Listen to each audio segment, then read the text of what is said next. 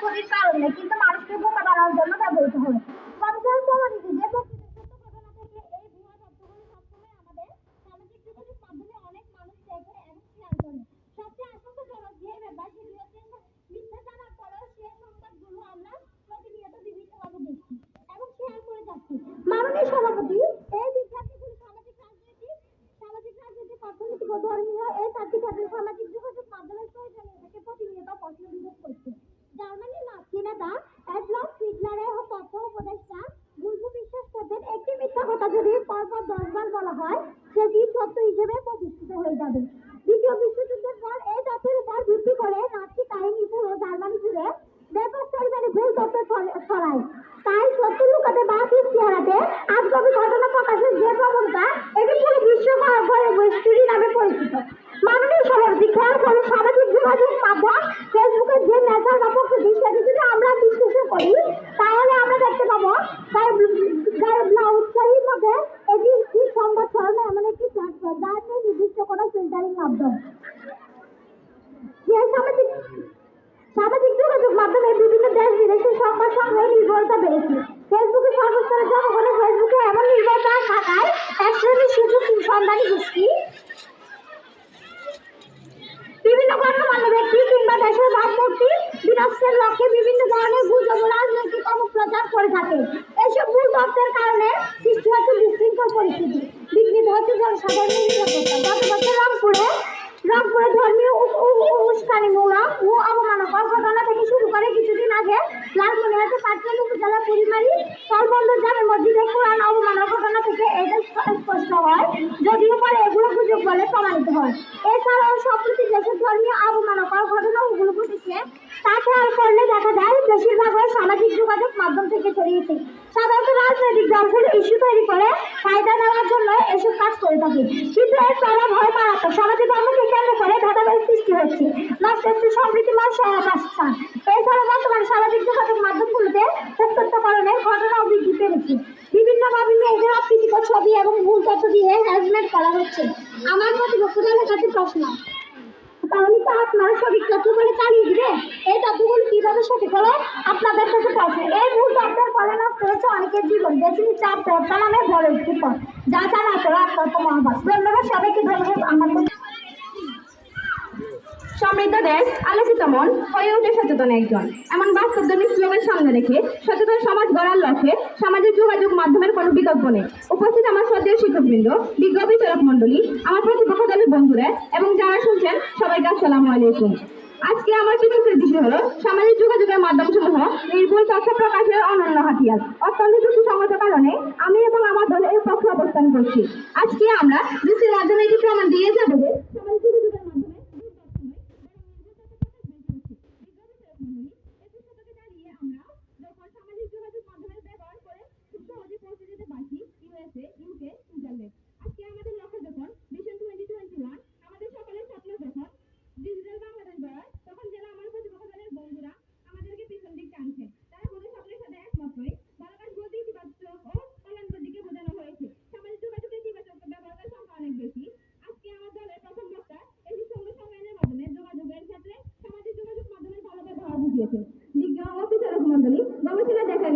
পৃথিবীতে প্রায় 300 কোটি মানুষ ফেসবুক ব্যবহার করছে। বাংলাদেশে ফেসবুক ব্যবহারকারীর সংখ্যা 4,50,00,000-এর কাছাকাছি। যদি আজকে সামাজিক যোগাযোগ মাধ্যম ভুল তথ্য প্রকাশ করতো তাহলে কি এত সুন্দর এত মানুষ সামাজিক যোগাযোগ মাধ্যম ব্যবহার করতো? মোটেই না। আজকে আমরা কিছু ক্ষেত্রে ব্যাখ্যা করে দিয়ে যাবো যে সামাজিক যোগাযোগ মাধ্যম ভুল তথ্য প্রকাশ করছে, নির্ভুল তথ্য প্রকাশ করছে, ভুল তথ্য নয়। সে মাধ্যমগুলো হলো যোগাযোগ ব্যবস্থা, শিক্ষাক্ষেত্র, চিকিৎসা ক্ষেত্র, আইনের কঠোর প্রয়োগ ও বাস্তবায়ন। বিজ্ঞ বিচারক মন্ডলী, বর্তমানে সামাজিক যোগাযোগের মাধ্যমে মানুষের ভৌগোলিক দূরত্ব অনেক কমিয়ে ফেলেছে। এর মাধ্যমে আগে যখন আত্মীয়-স্বজনের কাছে কোনো খবর পাঠাতে হতো তা চিঠির মাধ্যমে পাঠাতে হতো, কিন্তু সেই চিঠির খবর পৌঁছাতে 3-4 দিন লেগে যেত। তবে বর্তমানে সামাজিক যোগাযোগের মাধ্যমের কারণে অনেক অল্প সময়ে মানুষ তার সাহায্য করতে পারছে। এছাড়াও সামাজিক যোগাযোগ মাধ্যমের ফলে বিদেশি যোগাযোগ অনেকটাই সহজ হয়ে দাঁড়িয়েছে। বিজ্ঞ বিচারক মন্ডলী, একটা সময় ছিল যখন মা তার বিদেশে থাকা সন্তানের সাথে একটু কথা বলার জন্য 4-5 ঘন্টা সময় ব্যয় করে ঘন্টার পর ঘন্টা টেলিফোন দোকানে বসে থাকতেন, অপেক্ষা করতেন ছেলের মুখে একটি কথা শোনার জন্য, মা আমি ভালো আছি। কিন্তু সামাজিক যোগাযোগ মাধ্যমের কারণে দেখা যাচ্ছে এর প্রতীক্ষা এখন পূরণ হচ্ছে। তিনি অত্যন্ত সহজভাবে বাংলাদেশের বিভিন্ন প্রত্যন্ত অঞ্চলে বাস করে সামাজিক যোগাযোগের মাধ্যমে তার সন্তানকে দেখতে পাচ্ছেন, কথা বলতে পারছেন। এটি কি ভালো কিছু ব্যবহার নয়? প্রতিপক্ষ দলের বন্ধুরা, প্রশ্ন রেখে গেলাম আপনাদের কাছে। বিজ্ঞ বিচারক মন্ডলী, বর্তমানে দেখা যাচ্ছে সামাজিক যোগাযোগের মাধ্যম শুধুমাত্র যোগাযোগ ক্ষেত্রে একটা ইতিবাচক ব্যবহারের পরেও কিভাবে আমার প্রতিপক্ষ দলের বন্ধুরা বলছেন যে সামাজিক যোগাযোগের মাধ্যম নির্ভুল তথ্য প্রকাশের কারণে জন্য নয়, ভুল তথ্য প্রকাশের জন্য অন্যান্য হাতিয়ার। বিজ্ঞ বিচারক মন্ডলী, শিক্ষার ক্ষেত্রে সামাজিক যোগাযোগ মাধ্যম দিয়েছে একটি নতুন রূপ। শিক্ষার ক্ষেত্রকে করেছে আরো সমৃদ্ধ ও প্রসিদ্ধ। সামাজিক যোগাযোগের মাধ্যমে বর্তমানে শিক্ষার্থীরা তাদের বিভিন্ন প্রশ্নের উত্তর পেতে পারছে এবং শিক্ষকরা তাদের ফেসবুক বা ভাইবারের মাধ্যমে শিক্ষার্থীদের সাহায্য করতে পারছে। বিজ্ঞ বিচারক মন্ডলী, আজকে শুধুমাত্র শিক্ষায় সামাজিক যোগাযোগ মাধ্যমে এত ইতিবাচক ব্যবহার হচ্ছে, তখন কিভাবে আমার প্রতিপক্ষ দলের বন্ধুরা বলছেন যে ভুল ব্যবহারটা বেশি হচ্ছে? না, এখন সামাজিক যোগাযোগের ভালো ব্যবহারটা বেশি হচ্ছে এবং আজকে সামাজিক যোগাযোগ ভালো কাজে কোটি কোটি মানুষ ব্যবহার করছে। এর মধ্যে কয়েকশো মানুষের ভুল তথ্য আমরা গণায় ধরবো না। শত শত মানুষের ভুল তথ্যের সাথে কোটি কোটি মানুষের ভুল তথ্য কখনো হতে পারে না। ধন্যবাদ সবাইকে। ধন্যবাদ মাননীয় মডারেটর, আমাকে বক্তব্য দেওয়ার সুযোগ করে দেওয়ার জন্য। উপস্থিত মাননীয় শিক্ষকবৃন্দ এবং অন্যান্য অতিথিবৃন্দ ও শিক্ষার্থী ভাই বোনেরা এবং আমার প্রতিপক্ষদেরকে সালাম জানাই। আসসালামু আলাইকুম। আজকের বিতর্কের বিষয় হচ্ছে সামাজিক যোগাযোগ মাধ্যম একমাত্র সঠিক তথ্যের হাতিয়ার। আমার দল এবং আমি তার বিপক্ষে অবস্থান করছি। কিছুক্ষণ আগে আমার প্রথম বক্তা বিষয়টি নিয়ে আলোচনা করে গেছেন। কবি হরে কৃষ্ণকে তার বিভ্রান্তি কবিতা লিখেছেন, গুজব ভেজাল বিভ্রান্ত, নাস্তা নাবুদ রোজকার কর্তব্য দিবস রজনী, বিভ্রান্ত চারদিক নকল বায়ু বাতাস, নাতাল জীবন ক্লান্ত পথের পথিকেরা। মাননীয় মডারেটর, আমি সামাজিক যোগাযোগ মাধ্যম হিসেবে নিচ্ছি Facebook, Twitter, Imo, WhatsApp, Viber, Instagram ইত্যাদি। social.com। আজকে লক্ষ্য করুন যে বড় বড় সাম্প্রদায়িক সহিংসতা তৈরি হয়েছে, তার পিছনে রয়েছে সামাজিক যোগাযোগ মাধ্যম। 2012 সালে কক্সবাজারের নামে, 2016 সালে ব্রাহ্মণবাড়িয়ার নাসিরনগর এবং 2017 সালে রংপুরের গঙ্গাচড়ায় যে সাম্প্রদায়িক সহিংসতা তৈরি হয়েছে, তার মনে রয়েছে সামাজিক যোগাযোগ মাধ্যম। আমি মাননীয় মডারেটর, আমি ফেসবুকের কথা এই কারণে বলছি যে আমাদের দেশের সামাজিক যোগাযোগ মাধ্যম যতজনে ব্যবহার করছে, BRTC এর তথ্য মতে সামাজিক যোগাযোগ মাধ্যম ব্যবহারকারীর সংখ্যা 80% ফেসবুক ব্যবহারকারী। সামাজিক যোগাযোগ মাধ্যম তথ্য বানিয়ে অনেক খ্যাতিনামা অর্জন করেছে, মানুষের খ্যাত ধ্বংস করে দিচ্ছে। যেমন আমাদের অন্তর্বর্তীকালীন সরকারের প্রধান উপদেষ্টা ডক্টর মোহাম্মদ ইউনূস নাকি বাংলাদেশের মানুষদের বোকা বানিয়ে বাংলাদেশের সব সম্পদ লুট করে নিচ্ছে। বিভিন্ন আলেম হাফেজ, পৃথিবীর বিভিন্ন বিখ্যাত ব্যক্তিবর্গের নামে সামাজিক যোগাযোগ মাধ্যমে প্রতিনিয়ত ভুল তথ্য প্রচার করে যাচ্ছে। গত কয়েক বছরের মাঝামাঝি পদ্মা সেতুতে মাথায় বেবা ছেলেদরা বেরিয়েছে, এমন গুজব ছড়িয়ে পড়েছে পদ্মা সেতু নির্মাণে দেশ জুড়ে একের পর এক গণপিটুনির ঘটনা ঘটে। ছেলেদরা গুজবে মানুষের গণপিটুনির প্রাণ হার অন্তত 20 জন। সামাজিক যোগাযোগ মাধ্যম এমন গুজব ছড়ানোর কারণে আপনারা কি এই 20 জন মানুষের প্রাণ ফিরে দিতে পারবেন? সামাজিক যোগাযোগ মাধ্যমগুলো অশ্লীল গুজব ও বিভিন্ন অপমাননা ছড়িয়ে মানুষকে বিভ্রান্তি ঢুকে ফেলছে। বর্তমানে বাংলাদেশের অধিকাংশ কৈশোর কিশোরী সামাজিক যোগাযোগ মাধ্যমের নেতিবাচক প্রভাবের কারণে তাদের পরিবারের সময় দেওয়ার সুযোগ পায় না। তারা এতটাই ব্যস্ত মানুষ যে লেখাপড়া করার সময়টাও বের করতে পারে না। এর ফলে অনেক মেধাবী ছাত্রছাত্রী সহজেই ঝরে পড়ে যায়। এই সব কিছুর পেছনে রয়েছে সামাজিক যোগাযোগ মাধ্যম। MIT এর অধ্যাপক ফিনান এরাল তিনি বলেছেন একটি মিথ্যা প্রচার হতে যে সময় লাগে, সেখানে একটি সত্য প্রচার হতে প্রায় 6 গুণ সময় লাগে। এ সময়ে প্রায় 1500 মানুষের মাঝে এই মিথ্যা সংবাদটি পৌঁছে। ফেসবুক এক বিবৃতিতে জানায়, বর্তমানে ফেসবুক ব্যবহারকারীর সংখ্যা 229 কোটি, যার মধ্যে 27 কোটি ভুয়া। বাংলাদেশের প্রতি সেকেন্ডে 12টি ফেসবুক আইডি খোলা হয়, যা দ্বিতীয় দেশের জন্মহারের চেয়েও বেশি। এই যখন অবস্থা, তখন ফেসবুককে আর ফেসবুক বলা যায় না, একে বলা উচিত ফেকবুক। এত সব ফেক আইডি খোলার উদ্দেশ্য কি মাননীয় মডারেটর? ফেসবুকে আরো গুজব রটিয়েছিল 2013 সালের দিকে একটি গুজব রটিয়েছিল ভিটামিন A ক্যাপসুল খাওয়ার পরে শিশুদের মৃত্যু হচ্ছে। আমাদের সমাজে প্রচলিত ভুল তথ্য রয়েছে প্লাস্টিকের চাল এবং নকল ডিম। এর উদ্ভাবক সামাজিক যোগাযোগ মাধ্যম। মাননীয় মডারেটর, ভারতের ব্যবহৃত সবচেয়ে জনপ্রিয় সামাজিক যোগাযোগ মাধ্যম হচ্ছে হোয়াটসঅ্যাপ, এবং হোয়াটসঅ্যাপের একটি ভিডিওকে কেন্দ্র করে ঝাড়খণ্ড রাজ্যে যেটি ছিল একটি ভুয়া ভিডিও, সেখানে শিশু অপহরণকারীদের নামে নানা রকম ভুল তথ্য দেওয়া হয়। অসহায় গ্রামবাসী সেই ভিডিওটি দেখে সত্য মনে করে সামাজিক যোগাযোগ মাধ্যম। আমরা আজ বিভ্রান্ত কোনটি, বাস্তব জগৎ কোনটি এবং কল্পনার জগৎ কোনটি, সেটি ভুলে যাচ্ছি। মাননীয় মডারেটর, বানিয়ে খবর ইচ্ছা মতো পাশে লিখে ভিডিও সহ লাইক হবে, কমেন্ট হবে, শেয়ার হবে অহরহ। আজ লাইক কমেন্ট শেয়ারের ভূত হয়ে আছে। কবি কাজী নজরুল ইসলাম তার প্রভাতী কবিতা লিখেছেন, ভুল হলো দুঃখ হলো হুকুমনি উঠরে উইটাকে জুই শাকে ফুলগুলি ছুটরে। কিন্তু মাননীয় সভাপতি, আজকের দিনের খুকি আর ভোরবেলায় ঘুম থেকে ওঠে না, তারা হচ্ছে কি সামাজিক যোগাযোগ মাধ্যমে নেশায় ভূত হয়ে থাকে। তারা ঘুম থেকে উঠে তো তাদের প্রথম স্পর্শ পায় সামাজিক যোগাযোগ মাধ্যম। এই সামাজিক যোগাযোগ মাধ্যমের কারণে আমাদের সমাজ অসামাজিক হয়ে উঠছে। আজ আমাদের আজ তারা অন্যায় থেকে প্রতিবাদ করে না, বড়জোর একটি সামাজিক যোগাযোগ মাধ্যমে একটি স্ট্যাটাস দিয়ে নিজেকে সুশীল বানানোর চেষ্টা করে। সামাজিক যোগাযোগ মাধ্যমের প্রতি আসক্তি এবং অন্ধকারের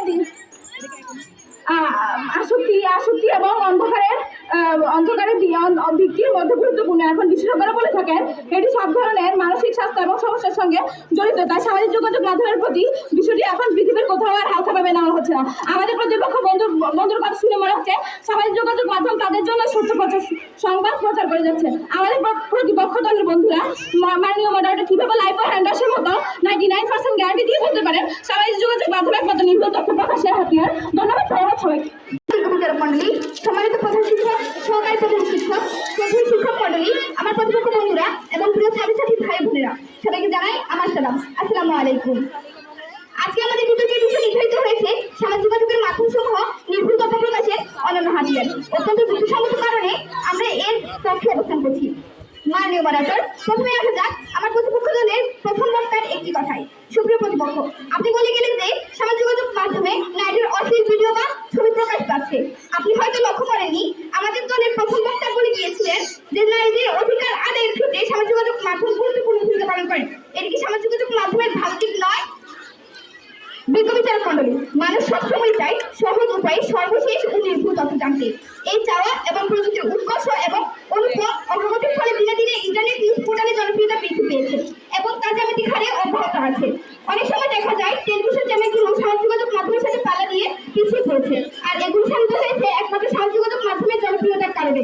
এর মাধ্যমে বোঝা যায় সামাজিক যোগাযোগ মাধ্যম যদি ভুল তথ্য প্রচার করতো, প্রকৃত সত্য তুলে না করতো, তাহলে সামাজিক যোগাযোগ মাধ্যমে এত জনপ্রিয়তা বাড়তো না। আমার প্রতিপক্ষ দলের বন্ধুরা আরো বলে গেলেন যে সামাজিক যোগাযোগ মাধ্যম ভুল তথ্য প্রচার করে। আমরা অনেকেই হয়তো ভুল তথ্য পেলে বাতিল হবে রেডিও টিভির লাইসেন্স এই শিরোনামটি দেখেছি, যেখানে স্পষ্ট বলা আছে ভুল তথ্য প্রচার করা হয়েছে এমন তথ্য কমিশনের প্রকাশ হলে বাতিল হতে পারে উক্ত প্রতিষ্ঠানের লাইসেন্স এবং জেল জরিমানাও হতে পারে। আমাদের মতে যেখানে ভুল তথ্য প্রচারের বিপরীতে এমন কঠোর শাস্তির বিধান রাখা হয়েছে, সেখানে সামাজিক যোগাযোগ মাধ্যমে ভুল তথ্য প্রচার করা হবে এটা ভাবা অত্যন্ত অযৌক্তিক। কেননা আমি সঠিক কথা মাথায় রেখে সকল সামাজিক যোগাযোগ মাধ্যমে সঠিক তথ্য উপস্থাপন করে থাকি, আর এই জন্য আমার নির্ভুল সামাজিক যোগাযোগ মাধ্যমের উপর নির্ভর করতে পারি। বিজ্ঞ বিচারক মন্ডলী, একমাত্র সামাজিক যোগাযোগ মাধ্যমের প্রভাবেই এই গোটা বিশ্ব আজ আমাদের হাতের বিষয়। এই জন্য বিখ্যাত কবি কাজী নজরুল ইসলামের সেই কবিতার বাস্তবতা, বিশ্বজগৎ দেখবো আমি আপন হাতের মুঠোয় পুরে। সত্যি এখন আমরা বিশ্বজগৎ আপন হাতের মুঠোয় পুরে দেখছি, যা সম্ভব হয়েছে একমাত্র সামাজিক যোগাযোগ মাধ্যমের প্রভাবে। মাননীয় মডারেটর, ইতিমধ্যে আমার দলের দুজন বক্তা চিকিৎসা আইনের কঠোর প্রয়োগ এবং যোগাযোগ ক্ষেত্রে সম্পর্কে সামাজিক যোগাযোগ মাধ্যমের ভালো দিক সম্পর্কে আলোকপাত করেছেন। আমি তৃতীয় বক্তা হিসেবে শিক্ষা ক্ষেত্রে সামাজিক যোগাযোগ মাধ্যমের ভালো ব্যবহারগুলি বিভিন্ন তথ্য উপাত্ত ও বাস্তব ধরনের উদাহরণ দিয়ে আজকে এই মঞ্চে এটাই প্রমাণ করে যাবো যে সামাজিক যোগাযোগ মাধ্যম সমূহ নির্ভুল তথ্য প্রকাশের অনন্য হাতিয়ার। বিজ্ঞ বিচারক মন্ডলী, একটা সময় ছিল যখন দরিদ্র শিক্ষার্থীরা টাকার অভাবে শিক্ষা অর্জন করতে পারতো না, প্রয়োজনীয় বই সংগ্রহ করতে পারতো না, কিন্তু এখন খুব সহজে সামাজিক যোগাযোগ মাধ্যম ব্যবহার করে শিক্ষার্থীরা অনলাইনে ক্লাস করতে পারে, বই ডাউনলোড করতে পারে, আর এর জন্য কোনো অর্থের প্রয়োজন হয় না। এছাড়াও উচ্চ শিক্ষা অর্জনের জন্য সামাজিক যোগাযোগ মাধ্যমে অত্যন্ত গুরুত্বপূর্ণ ভূমিকা পালন করে। বর্তমানে এক দেশের শিক্ষার্থী অন্য দেশে যেতে চাইলে ওই দেশের বিশ্ববিদ্যালয় সম্পর্কে বিভিন্ন তথ্য খুব সহজে সামাজিক যোগাযোগ মাধ্যমে পেতে পারছে। তাছাড়াও ইউটিউবে বিভিন্ন চ্যানেল রয়েছে যার মাধ্যমে শিক্ষার্থীরা তাদের পছন্দের বিষয় সম্পর্কে অবগত হতে পারছে। মাননীয় মডারেটর, এর থেকে কি বোঝা যায় না যে সামাজিক যোগাযোগ মাধ্যম নির্ভুল তথ্য প্রকাশের বেশি কথা হচ্ছে, ভুল তথ্য প্রকাশের নয়? পরিশেষে আমার প্রতিপক্ষ বন্ধুদের কাছে একটি প্রশ্ন রেখে দিতে চাই। সামাজিক যোগাযোগ মাধ্যম যদি ভুল তথ্যই প্রচার করে, প্রকৃত সত্য তুলে না করে, তাহলে সামাজিক যোগাযোগ মাধ্যমের এত জনপ্রিয়তা বাড়লো কেন? আলবেরিয়ানের কর্তৃক আয়োজিত আজকের এই অনুষ্ঠানে উপস্থিত সম্মানিত প্রধান শিক্ষক, সহকারী প্রধান শিক্ষক, অত্র বিদ্যালয়ের সকল শিক্ষকবৃন্দ ও বিচারক মণ্ডলী, সকলকে জানাই আমার আন্তরিক শুভেচ্ছা ও সালাম। আসসালামু আলাইকুম। সম্মানিত বিচারক মণ্ডলী, আমার প্রতিপক্ষ দল শুরুতেই বলে গেছেন যে প্রথম বক্তা বলে গেছেন যে আজকে আমরা যদি প্রমাণ না করতে পারি সামাজিক যোগাযোগ মাধ্যম সঠিক তথ্যের হাতিয়ার নয়, তাহলে তারা জয় করবে তাদের সামাজিক যোগাযোগ মাধ্যমকে। তাই আমি তৃতীয় বক্তা হিসেবে প্রমাণ করে যাব আমার বক্তব্যের মাঝে। কথাই আছে বিদ্যা সর্জনকে করে বিনয়ী, দুর্জনকে করে অহংকার। পারে। সম্মানিত বিচারক মণ্ডলী ও সুধীবৃন্দ, আজকে শিক্ষার্থীরা সামাজিক যোগাযোগ মাধ্যমের প্রতি এতই আসক্ত যে তারা আজ আর পড়ার টেবিলে নেই, তারা খেলার মাঠেও নেই। তারা সকল বিনোদনের উৎস মনে করছে তাদের হাতে ব্যবহার করা স্মার্টফোন দিয়ে ব্যবহার করা সামাজিক যোগাযোগ মাধ্যমকে, যেখানে তারা দিনের সিংহভাগ নষ্ট করছে। তারা তাদের পড়ালেখার প্রতি কোনো গুরুত্ব দিচ্ছে না। তাহলে তারা কিভাবে বিদ্যাসাগরকে বিদ্রোহী করবে আর দুজনকে অহংকার করা তো দূরের কথা। সম্মানিত বিচারক মণ্ডলী, আজকে দলে আমার তো প্রথম বক্তা ও দ্বিতীয় বক্তা সামাজিক যোগাযোগ মাধ্যমগুলো ব্যাখ্যা দিয়ে গেছে। আমি আর সেগুলো নিয়ে আলোচনা করবো না। আমি আমার মতো করে যেটুকু সম্ভব চেষ্টা করবো উদাহরণ সহ বিশ্লেষণ করার জন্য। আম্মু বলে পড়ে শোনা, আব্বু বলে মন দে, পড়াই আমার মন বসে না, নোটিফিকেশনালের শব্দে। সম্মানিত বিচারক মণ্ডলী, আমরা কখনো বলতে পারি না সামাজিক যোগাযোগ মাধ্যম কখনো সঠিক তথ্যের হাতিয়ার, কারণ সামাজিক যোগাযোগ মাধ্যম প্রতিনিয়ত ভুল তথ্য প্রচার করে যাচ্ছে।